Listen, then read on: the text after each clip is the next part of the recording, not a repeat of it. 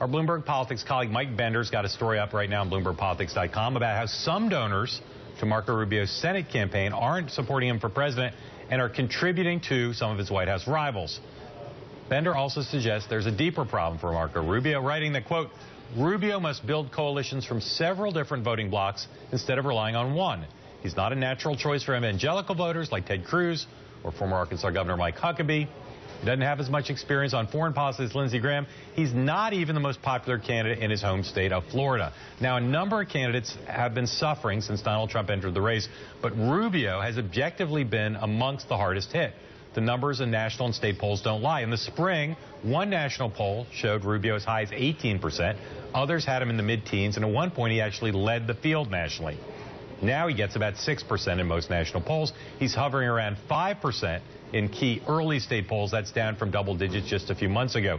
John, is this a temporary setback for Marco Rubio, or does this suggest something more fundamentally wrong or problematic about his candidacy? More fundamentally wrong. I think not just a temporary setback. I mean, when Marco Rubio announced, we sat on this show and said, first-tier candidate.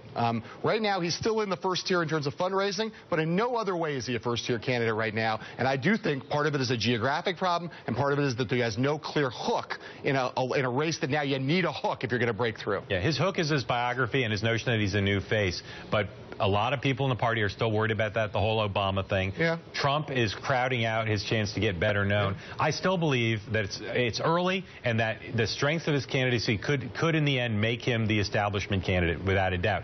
The problem that he has, besides so far stalling in these polls, is I don't see the early state he wins. I've said this before. I don't.